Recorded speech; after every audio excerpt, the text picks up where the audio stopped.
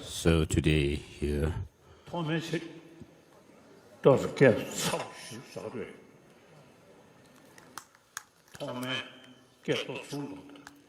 so lower the sound, please.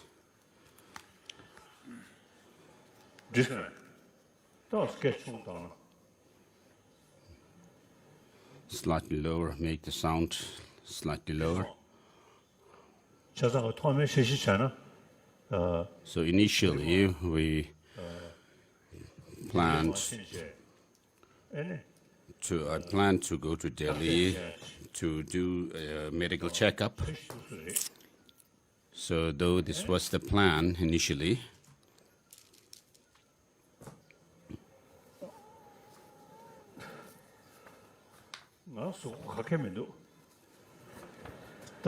so I don't feel any complication or unhealthiness. I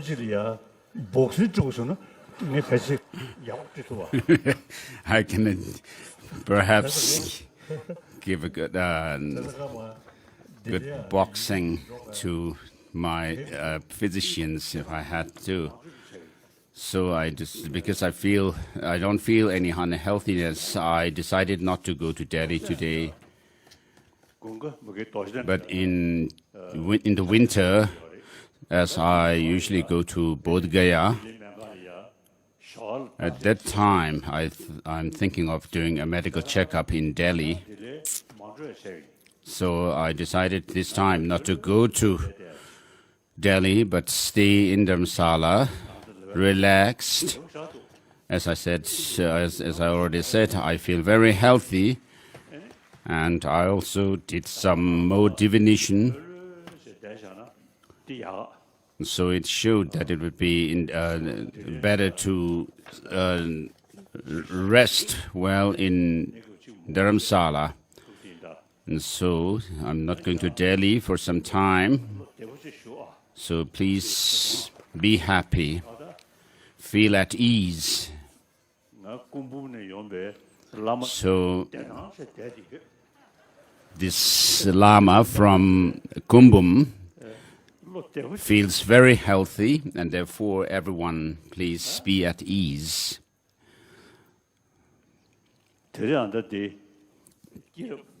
So today we are going to go through the Jataka tale. So first I wanted to say this.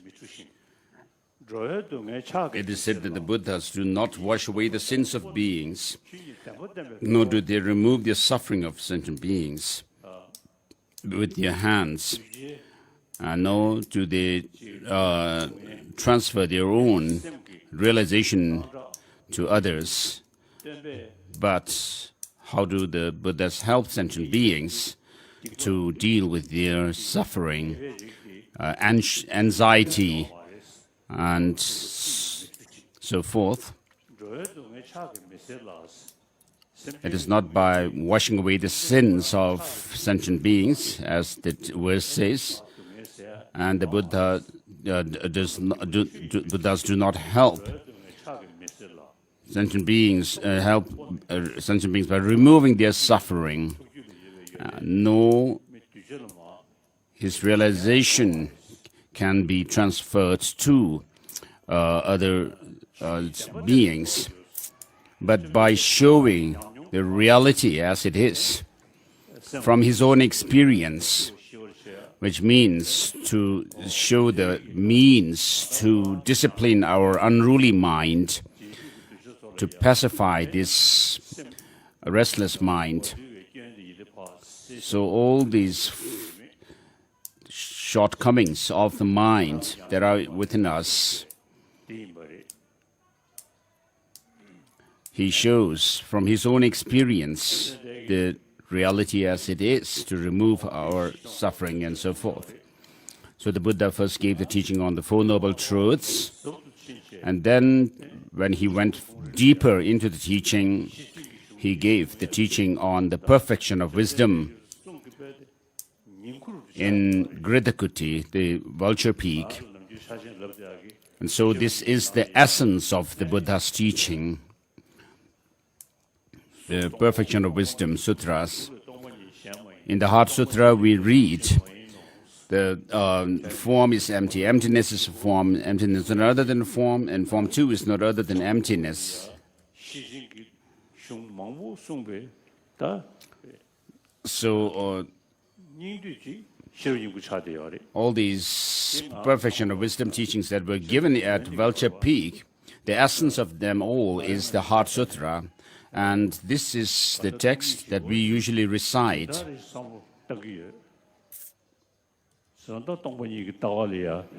And so I do my best to reflect on the teaching on emptiness, and it helps so much, very much, to deal with the negative emotions. And so as it is said by Shandi Deva, if you do not exchange your happiness with the suffering of others, live alone, reaching Buddhahood, even in this cyclic existence, you will not have happiness. And then it goes on, Shandi Deva also says, which intelligent person would feel discouraged to ride the horse of bodhicitta, which leads one from blissful state to blissful state?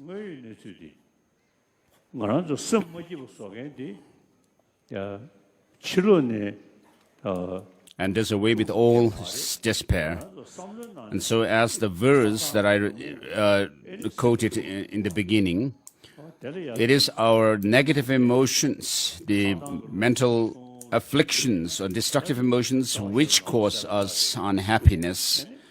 So when you are able to reduce or decrease these destructive emotions, such as attachment, anger or hatred, and so forth, naturally you will feel more at peace. And then, with regard to bodhicitta, which is helped by the intention to help all the sentient beings and to reach that of Buddhahood. So, as Tibetans, we say that we are the special beings to be taken care of by the Avalokiteshvara, who is the deity of compassion. And so, we Tibetans naturally have this tendency towards love and compassion because of the blessing of Avalokiteshvara, the noble Avalokiteshvara.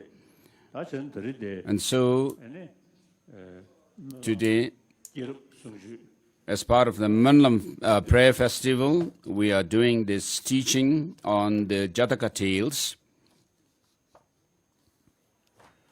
So first, let's say the Heart Sutra.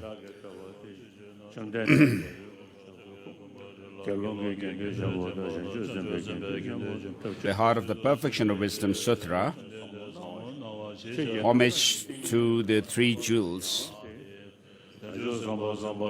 Thus have I heard once, the Blessed One was staying at Rajagriha in Vulture Peak along with a great community of monks and a great community of great bodhisattvas. And at that time, the Blessed One entered the meditative absorption on the varieties of phenomena called the appearance of the profound. At that time as well, the noble Avalokiteshvara, the bodhisattva, the great being, clearly beheld the practice of the profound perfection of wisdom itself, and saw that the five aggregates are empty of intrinsic existence. Thereupon, through the Buddha's inspiration, the Venerable Shariputra spoke to noble Avalokiteshvara, the bodhisattva, the great being, and said, "How should any noble son or daughter who wishes to engage in the practice of profound perfection of wisdom train?" When this had been said, the holy Avalokiteshvara, the bodhisattva, the great being, spoke to the Venerable Shariputra and said, "Shariputra, any noble son or noble daughter who so wishes to engage in the practice of the profound perfection of wisdom should clearly see this way. They should see perfectly that even the five aggregates are empty of intrinsic existence. Form is empty, emptiness is form, form is not other than emptiness, emptiness is not other than form, form too is not other than emptiness. Likewise, feeling, perception, mental formation, consciousness are all empty. Therefore, Shariputra, all phenomena are emptiness. They are without defining characteristics. They are not born, they do not cease, they are not defiled, they are not undefiled, they are not deficient, and they are not complete. Therefore, Shariputra, in emptiness, there is no form, no feeling, no perception, no mental formation, no consciousness. There is no eye, no ear, no nose, no tongue, no body, no mind. There is no form, no sound, no smell, no taste, no texture, no mental objects. There is no eye element, and so on, up to no mental element, including up to an element of mental consciousness. There is no ignorance. There is no extinction of ignorance, and so on, up to aging and death, and no extinction of aging and death. Likewise, there is no suffering, or origination, station, or path. There is no wisdom, no attainment, even no non-attainment. Therefore, Shariputra, since bodhisattvas have no attainment, they rely on this perfection of wisdom and abide in it.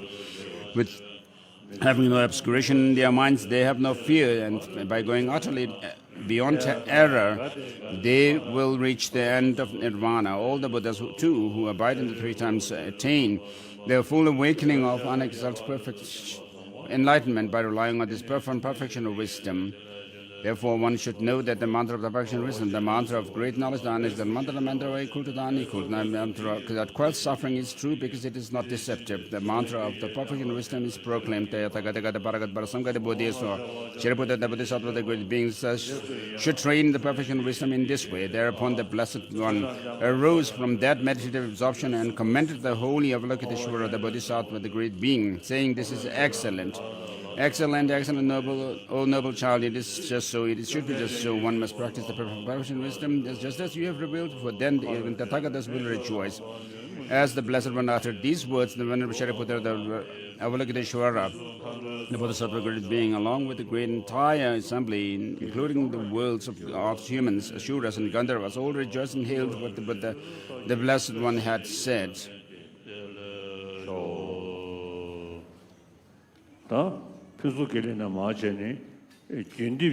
So next we are going to say the lineage Lama prayer.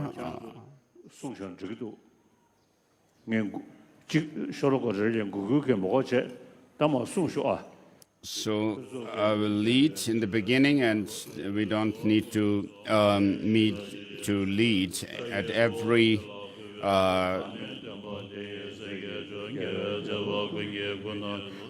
verse or sections of this text. The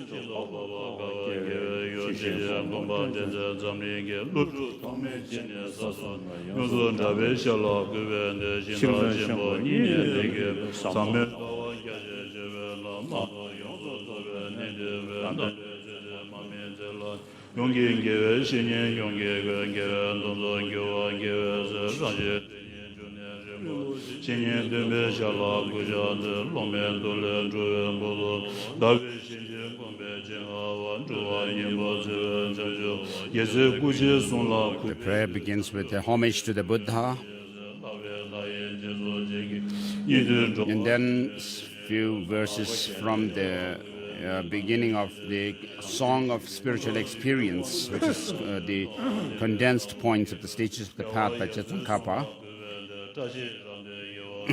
where we pay homage to Maitreya and Manjushri, Nagarjuna, Asanga, the Bankara, and then continues with Dromtempa and so on.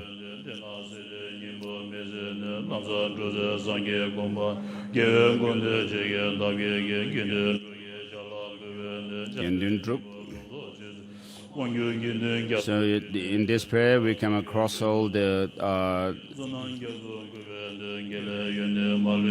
masters in the line of the lineage of the Dalai Lama.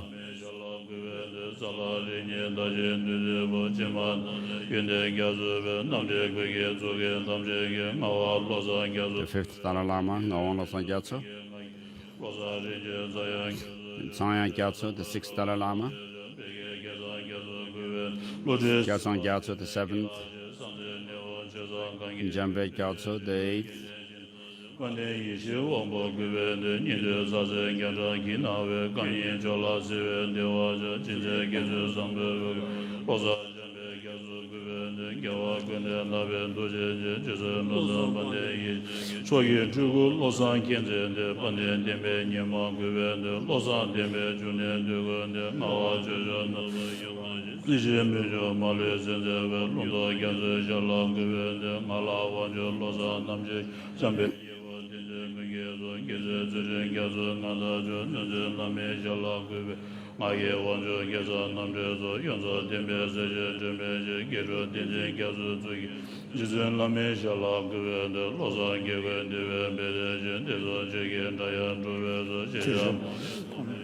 Dembe wonju jimbo gubende ngawa loza dembe gaza mingi zimba miro je la zamme dande rego wantile gaza jala gube ngawa londe gaza ndo ne gaje ya gaza je bene jire zo wonju jugende nambore gebe de la gubende londe gaza beze je do de se cheki ma yele do namba gebe tsumen je lama gubende ngage wonju loza gebe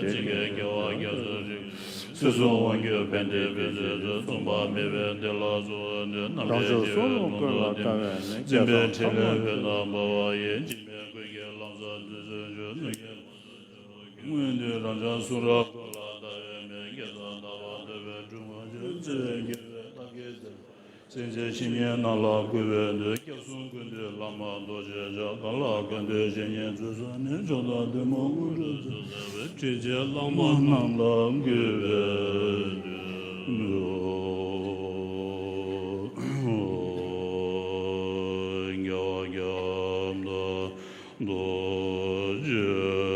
Mandala offering.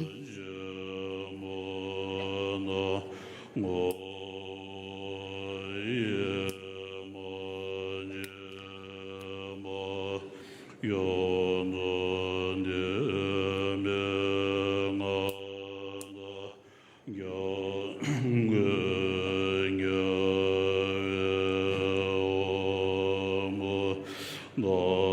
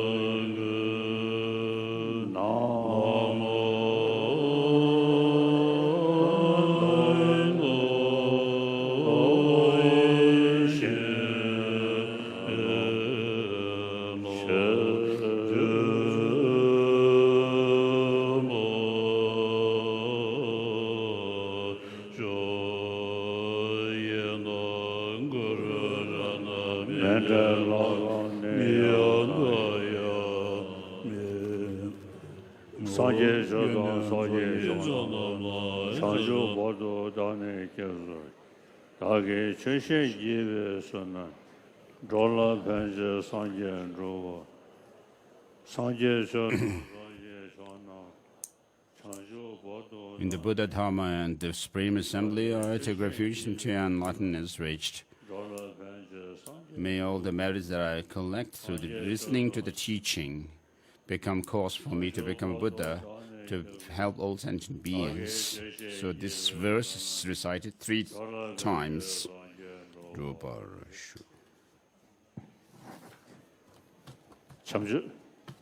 So prayer, blessing for the tea. This is the verse in the beginning of Jataka's Song of Experience. Condensed point of the stages of the path. Your body is created from billion perfect factors of goodness. Your speech satisfies the yearnings of countless sentient beings. Your mind perceives all objects of knowledge exactly as they are. I bow my head to you, O chief of the Shakya clan. So instead of saying, I bow my head, I offer this tea to you, O chief of Shakya clan. So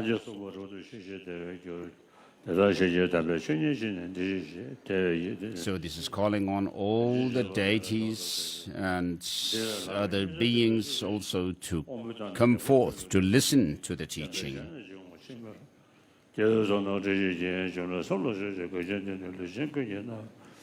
So this teaching is like the nectar which dispels all the suffering of sentient beings and their causes of. So homage to the Buddha.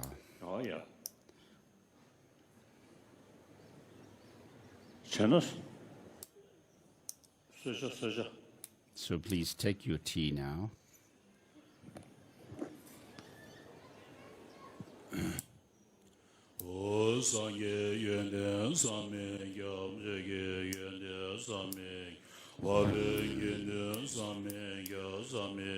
The qualities of the Buddhas is inconceivable, the qualities of the Dharma inconceivable, the qualities of the Sangha inconceivable. I make this offering to the all.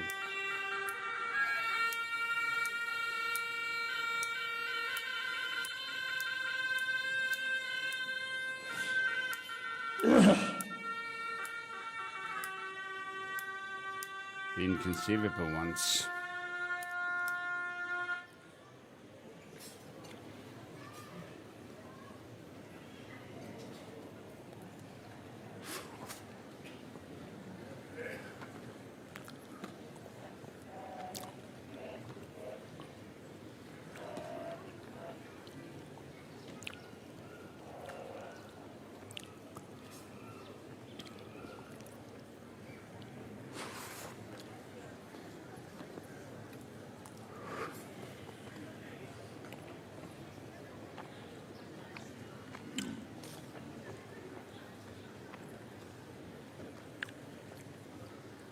The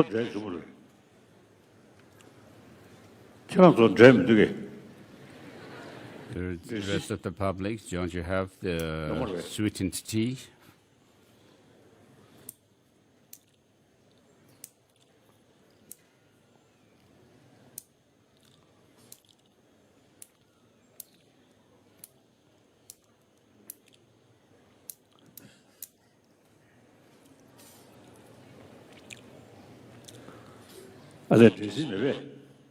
Don't you have sweetened rice for the general public? Kushatashila is reporting that they will have the sweetened tea rice.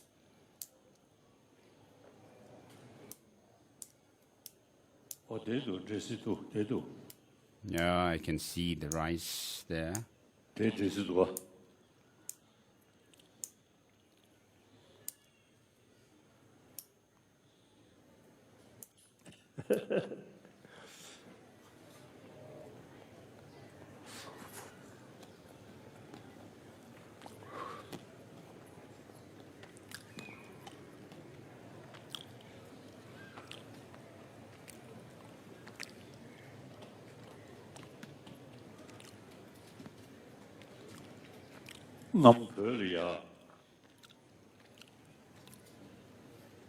In Tibet, in the past, when the dignitaries assemble, and then when they have the tea and the sweetened rice, so on the mustache of one of the dignitaries, officials of Tibetan government, one grain of rice got stuck there.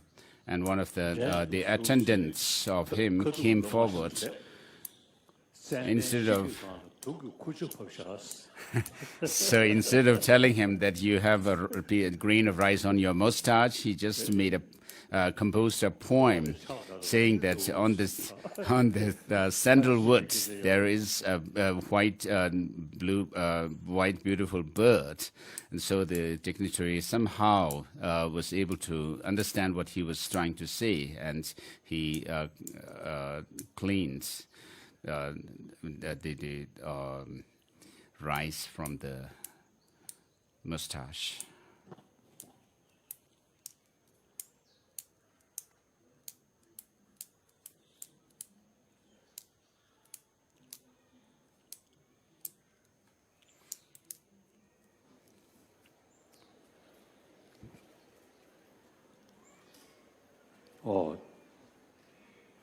That's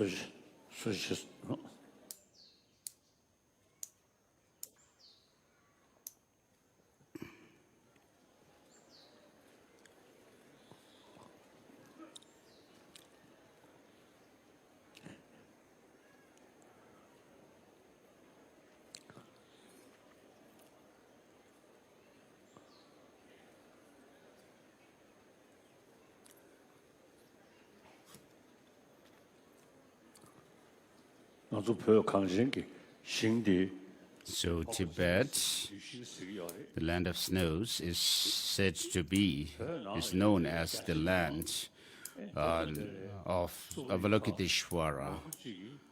So the Tibetans and many of the ethnic Mongolians and the Mongolians have a special connection with Avalokiteshvara, to whom they pray.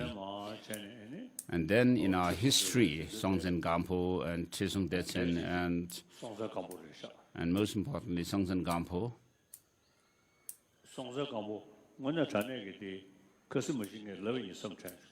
I think I said this before, that Songtsen Gampo was very intelligent and someone quite efficient in doing what he needs to do. And so he came up with the idea of having a Tibetan written script. It was not based on or modeled on Pali nor Chinese, but it was modeled on the vowels and consonants, the alphabet of Sanskrit. And so based on that Sanskrit alphabet, Songtsen Gampo started the written script of Tibetan. Therefore, we have the alphabet and the vowels, which are similar to the Sanskrit. And so this is something which is common in all parts of Tibet, across the length and breadth of Tibet. So though, of course, Songtsen Gampo had a special family connection with the connection with China because of his marriage with the Guangzhou, the Chinese princess. So because of that marriage, he must have enjoyed Chinese food as well. But he came up with this idea that he wanted to have a separate Tibetan writing. So there was a great job that he had done. And then in the 8th century, because we already have the written language, just as it is said in the sutras, 림부디 다 베이나 교고도 셴네. 전부 취소되세. So Chisung Detsen, 근주된주디 다 신의 지 베이나리아 규리아데 독성 고초래. so it is just as it is said in the sutras, peaceful, free of conceptual elaboration, luminous and unconditioned, this natural-like truth I found. Even if it was taught to others, no one will understand it, so I shall remain in the silent, in the forest. So as it is said, this profound teaching of the Buddha was translated into Tibetan, so with a very long-term vision, we started translating the teaching of the Buddha into our own language in the 8th century mainly. So though today we are at a very critical juncture in our history with regard to the teaching, but Buddhism has been established very firmly on the Tibetan soil. So even in our childhoods, right from the very early childhood, we Tibetans know the recitation of Om Mani Padme Hum mantra, the 6-syllable mantra of Avalokiteshvara. And so we have also this habit of not killing even the smallest insects, abstaining from killing them. And then because of this connection with Avalokiteshvara, we also recite Om Mani Padme Hum mantra, and we have preserved the teaching of the Buddha. So today, even though we are politically in a very difficult situation where the perpetrators are trying their best to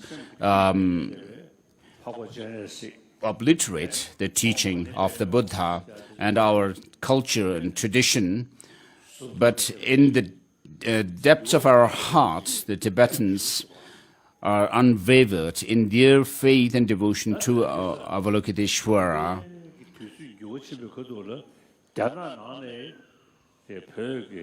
So as time changes, even in mainland China, people are taking interest in the Tibetan Buddhism. So some of the people I know in one of the universities in China, Kansu or I think Lantou, the Chinese professors have said that the Tibetan Buddhist tradition is an authentic Nalanda tradition, and it is very logical religious tradition. So this is what some Chinese scholars have said.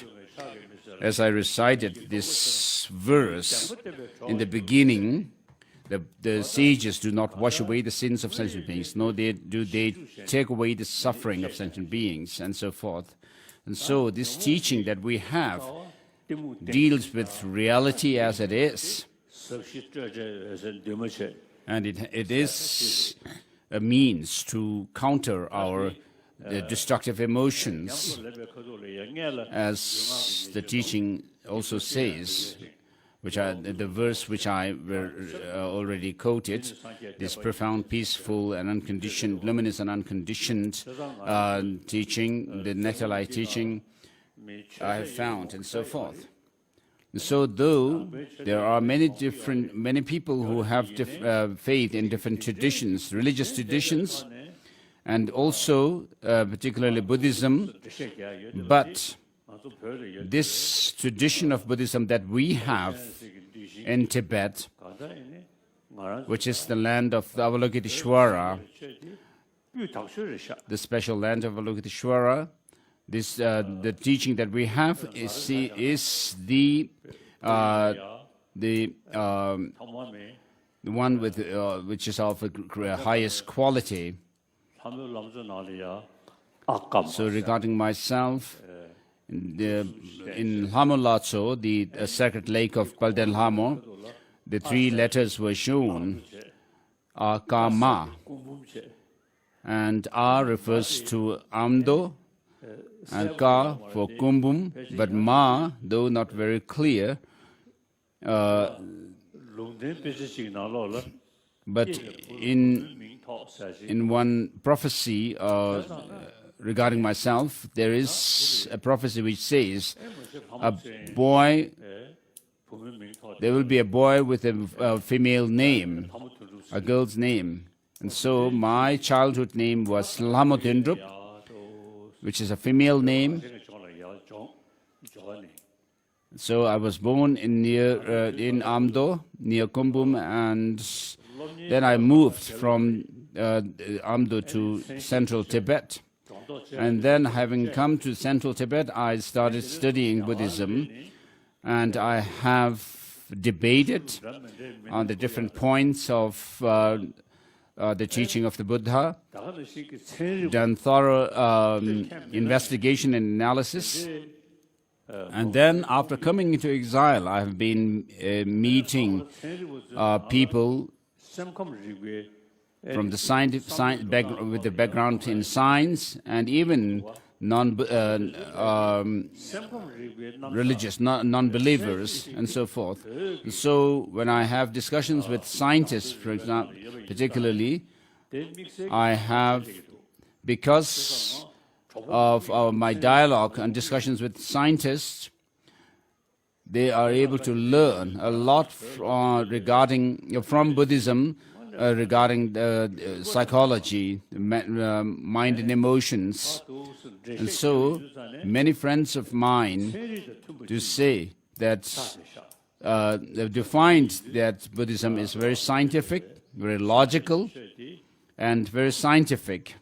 So I find that, so this tradition that we have is something special, unlike the teaching of the Buddha that other people have. So what is important now for us is to engage in the study of the teaching of the Buddha. It's not enough just to wear the monastic robes and holding a rosary, mala, and being able to say some prayers of taking refuge, such as taking refuge. So we need to pay attention to studying the teaching of the Buddha well. So this is very important. So today is a very special occasion, and we are gathered here. So because we are gathered here, I wanted to say this to you. This treasure that of the Buddhism that we have, which is our heritage, which we have preserved. So we need to preserve it through study and practice. Not just doing this for ourselves, but we have been able to benefit people in other parts of the world. So there are many Buddhist centers around the world today. And so there are people who take special interest in this teaching of the Buddha.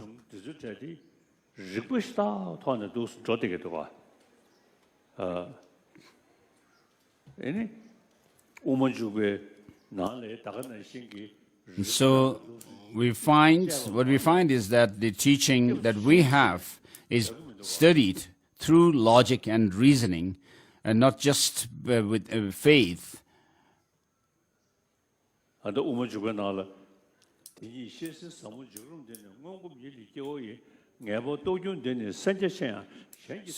Madhyamaka Avatar Rabbi Chandrakirti says that even if someone may be very learned and so forth, the masters such as Vasubandhu, Dignaga and so forth, do not still understand this profound teaching of emptiness. So since the tradition that we have is something which can be tested through put to the test of reasoning, therefore, Madhyamaka Avatara says,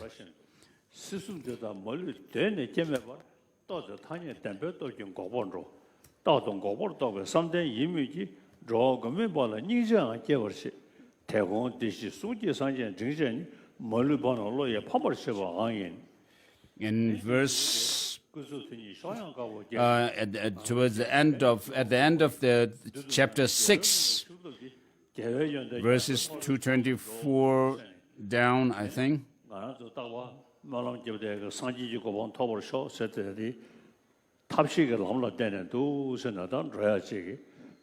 So it says, thus illuminated by the rays of wisdom light, the Bodhisattva sees as clearly as a gooseberry on his open palm that the three realms in their entirety are unborn from their very start, and through the force of the conventional truth he journeys to cessation. And through to the end of this chapter, where it says, to the excellent far shore, the oceanic qualities of conquerors. So 224, 225, and 226. And then, as it is based on reason, what we can also say is that it counters, the teaching also helps to counter the negative, the destructive emotions that are within ourselves. And then verses in the same text and same chapter, chapter 6, Madhyamaka Avatara, it goes on, it says in verses 34 down to 38,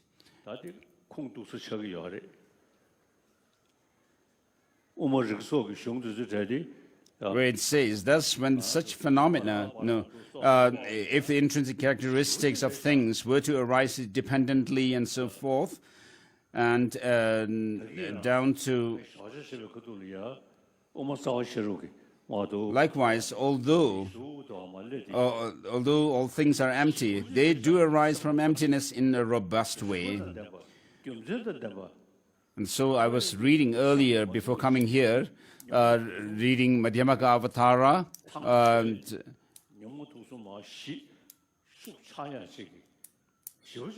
so this teaching that we have helps to reduce our intensity of the negative emotions within ourselves, and also pierce through these negative emotions, their faults.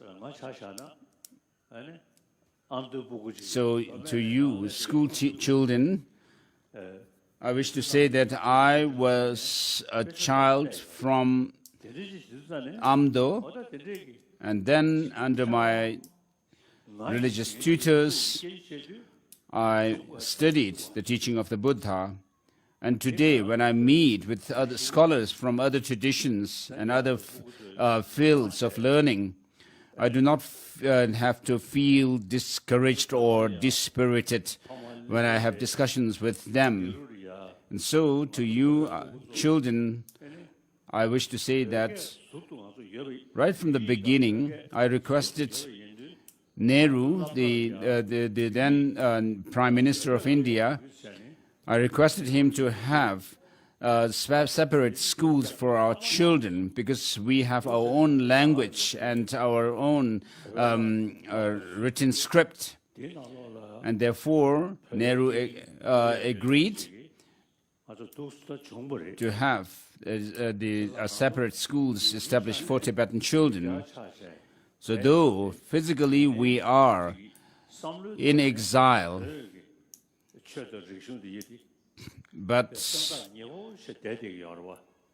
we still remain close to our own tradition, our religion, and culture.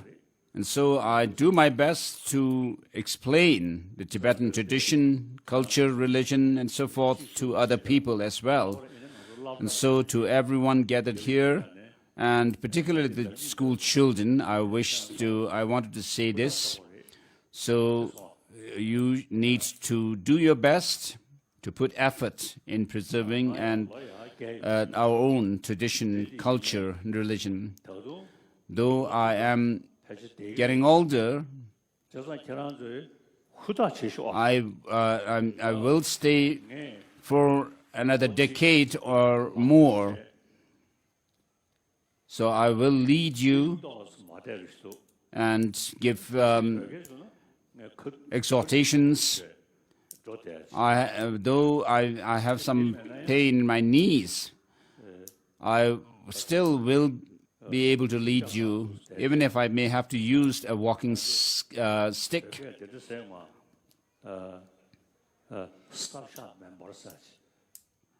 So there is a Tibetan saying, Sabsha member, which means that you may be seated, unable to move anywhere, but your mouth will be burn like a fire, which means you will be able to talk a lot.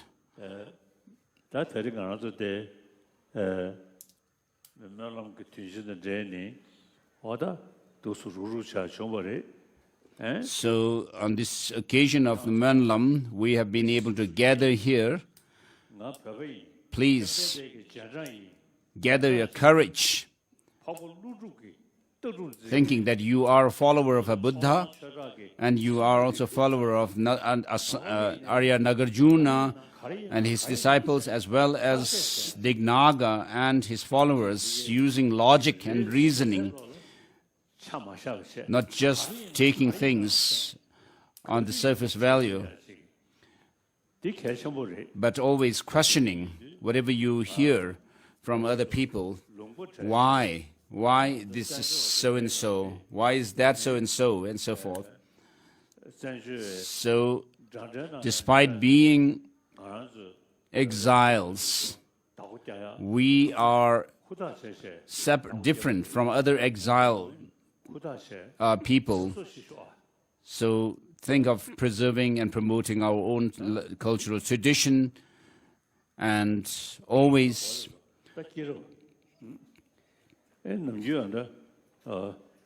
be prepared to meet challenges. So have you finished your tea?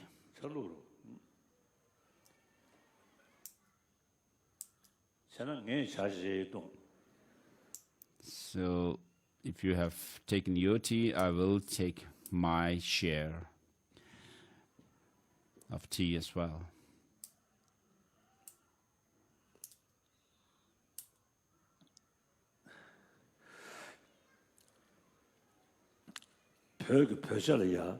So the Tibetan tea has lots of butter. So we first blow on the to push the butter on top a little further in the cup, and sometimes this butter is also smeared on the mustache, like my father used to do that. So when I was little, my father used to apply the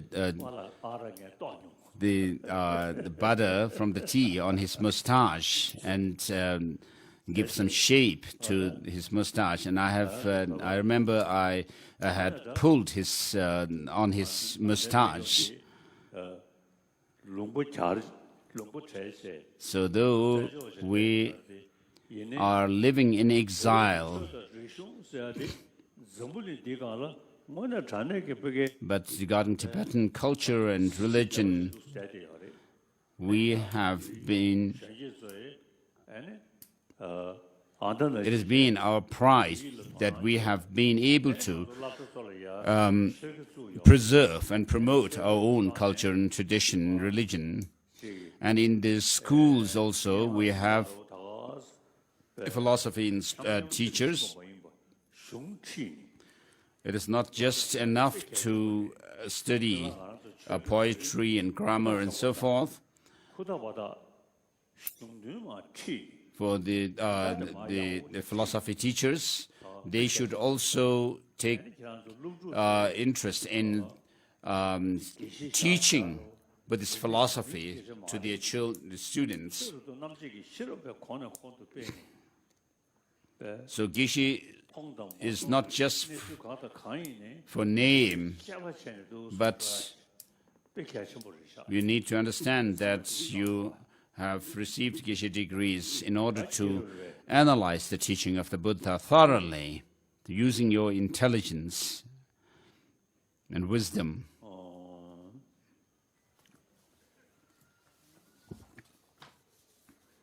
So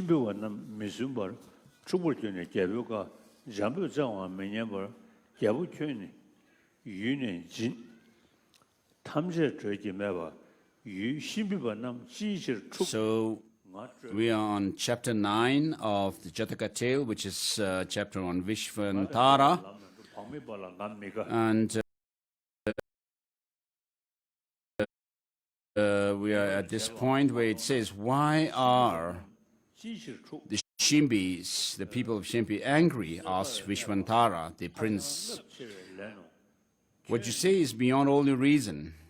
All reason. I have never strayed from the path of discipline, never been careless in my duties. What have I done to make the people so incensed against me?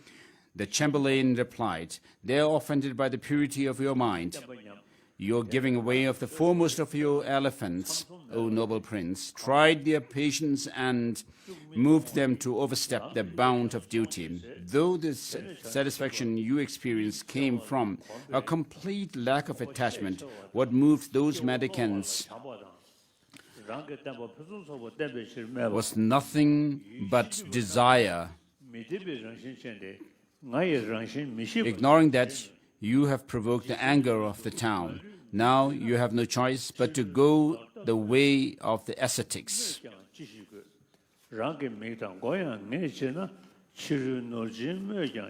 Then, to demonstrate his immense patience as well as his deeply rooted affection for mendicants, firmly established by his profound compassion, Vishvantara replied, the Shimbis are undependable and they do not understand my nature.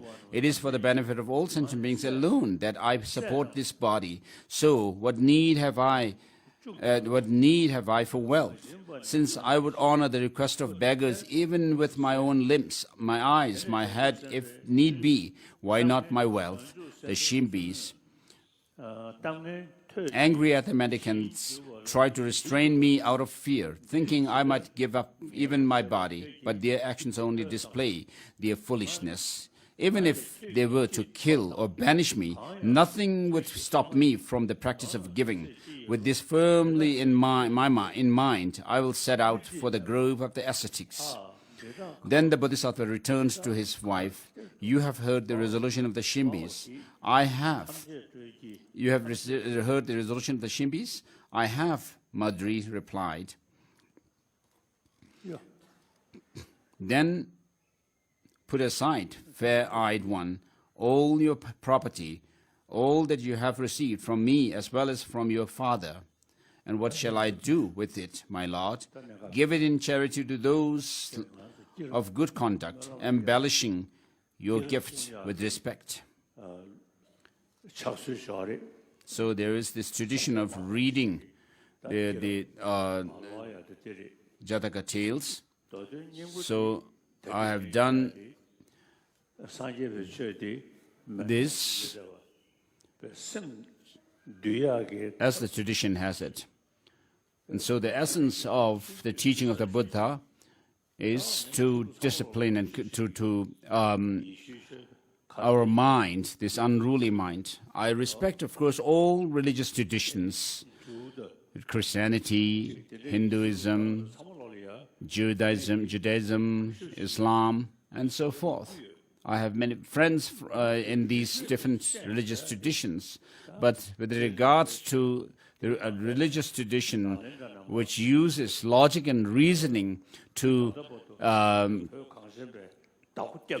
investigate and analyze the teaching of the Buddha, we Tibetans have a tradition that we have preserved.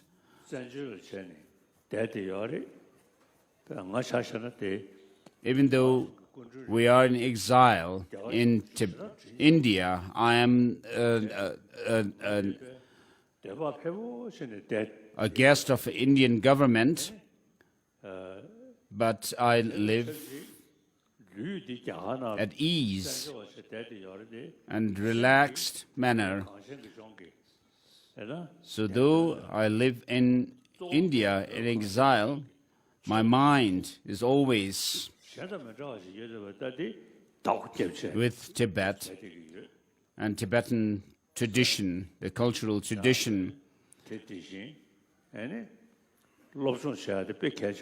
So it is very important to pursue the study of the tradition that we have, and the school children also, as I already said, is very important for you to think of preserving our cultural tradition and religion. And the teachers, especially the philosophy teachers, should also introduce the teaching of the Buddha.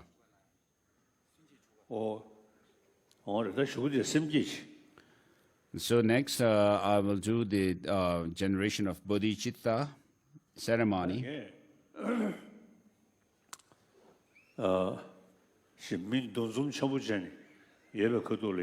So usually when there are big gatherings like this, I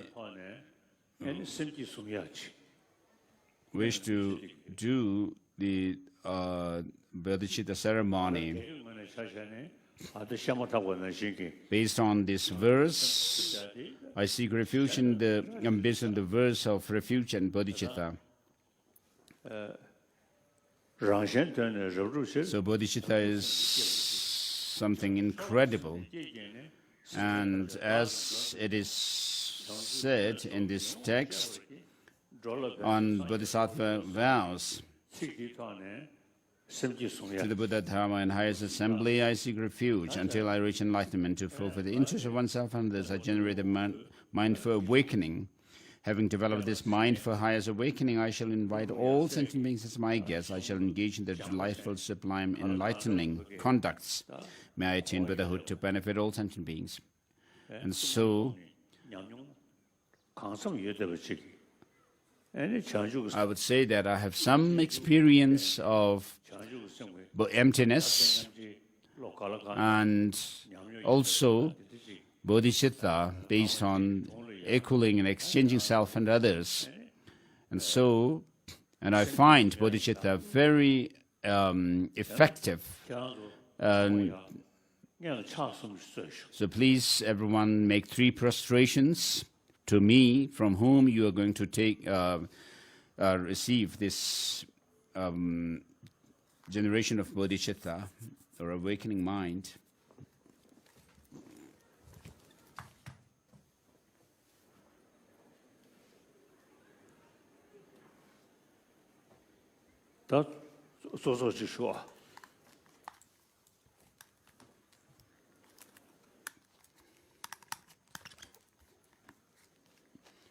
Please sit kneeling on your right knee or crouch. So we'll do this ceremony with the verse of taking refuge in bodhicitta. That would be sufficient. So with bodhicitta, what it helps is to purify, to accumulate merit and wisdom, and also to purify our negativities, as the Kadamba masters have said. So you will have happiness with bodhicitta, and you will be able to reduce your negative emotions with bodhicitta as well. So to reduce our shortcomings and faults and destructive emotions, and to increase our knowledge and experience of the teaching, and bodhicitta helps. Please repeat after me these. I seek refuge in the Buddha, Dharma, and Supreme Community until I attain enlightenment through the two collections gained by giving and others. May I achieve Buddhahood to benefit all sentient beings. So please repeat it for the second time. I seek refuge in the Buddha, Dharma, and Supreme Community until I attain enlightenment through the two collections of merit and wisdom gained by giving and others. May I achieve Buddhahood to benefit all sentient beings. So, second time done, and at the third time,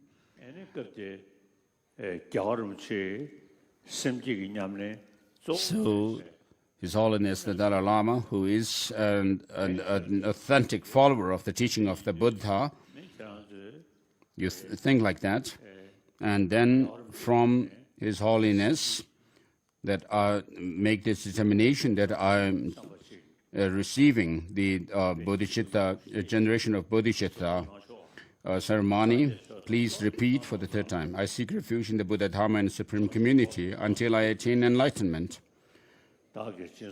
through the collections of merit and wisdom gained by giving others. May I achieve Buddhahood to benefit all sentient beings.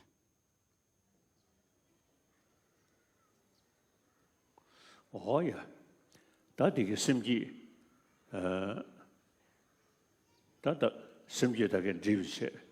So with this, we are done with the bodhicitta ceremony. So it is important to reflect on bodhicitta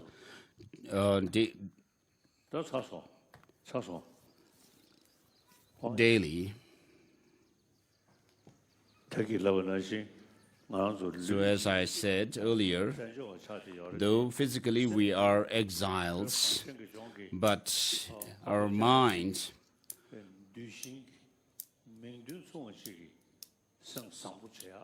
we should have a good heart, warm-hearted, which makes us true followers of the Avalokiteshvara or disciples of Avalokiteshvara.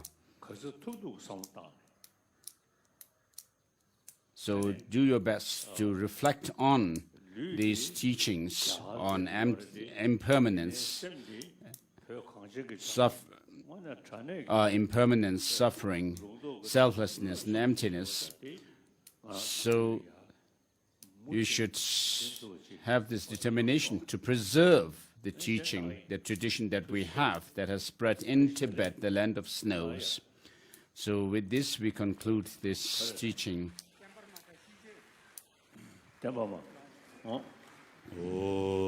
next we say the prayer for the flourishing of the Dharma, and also the verses of as auspiciousness. First, mandala offering as a thanksgiving.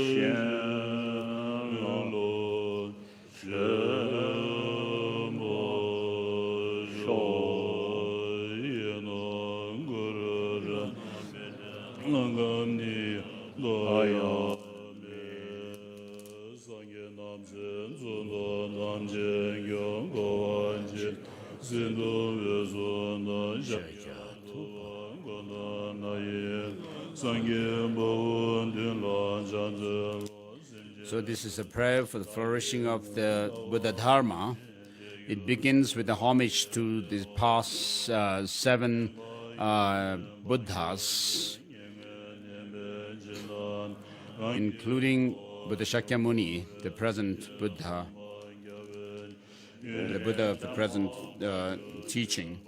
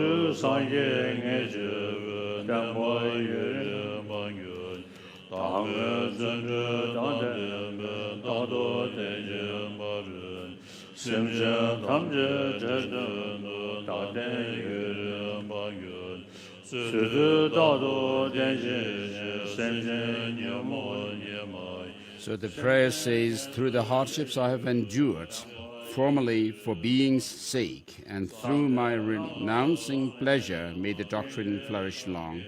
Since I have given my livelihood for the sake of sick people, so protecting needy beings, may the doctrine flourish long.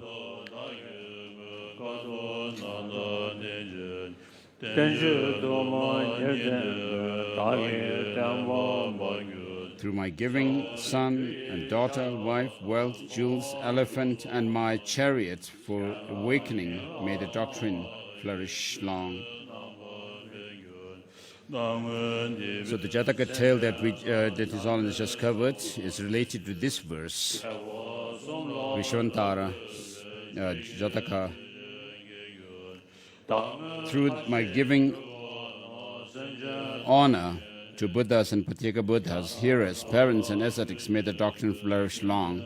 Through my tasting diverse sufferings for many million eons, and seeking, learning for awakening, may the doctrine flourish long. Through my long-kept morals, vows, and penances, and worship of Buddhas of the 10 directions, may the doctrine flourish long.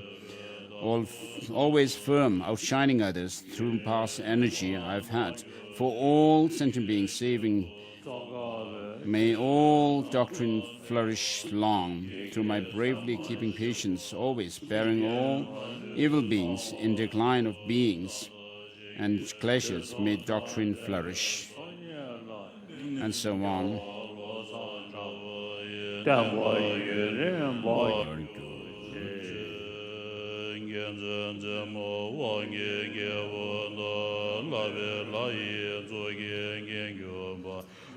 And then these are the verses of auspiciousness.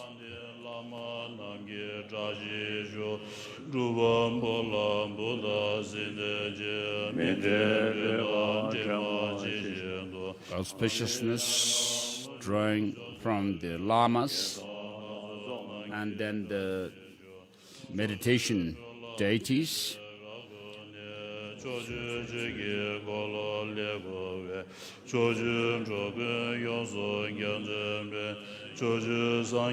And the Buddhas.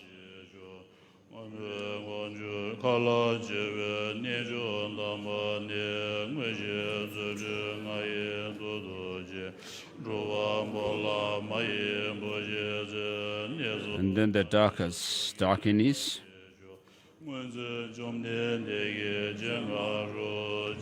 And then the Dharma protectors, or Dharma palas.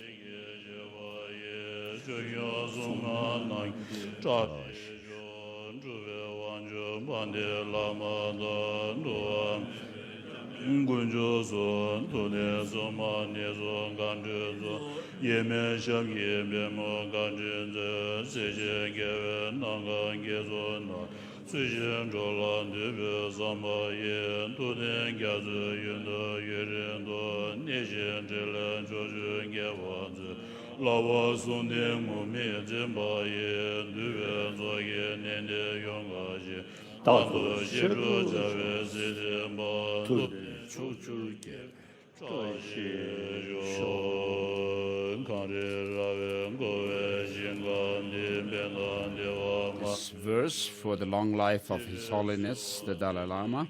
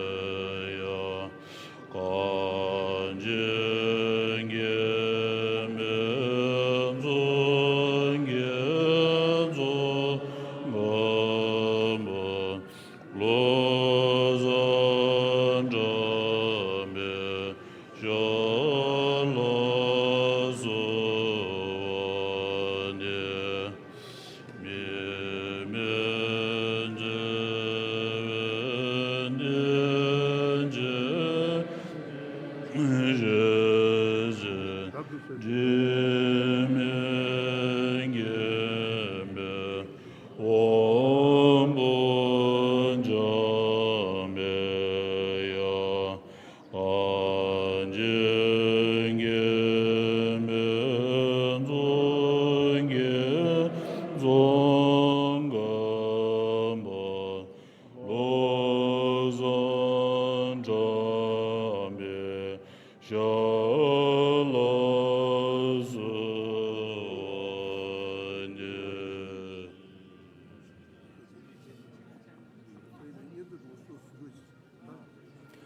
겸내 두조를 뭐지 단다디 산이나니 년조 좀 년조 졸라간 교수쇼로 나송도 산이나니 년조 좀 년조 내 졸라간 교수쇼로지스 단다 로마 베르나 송도 도시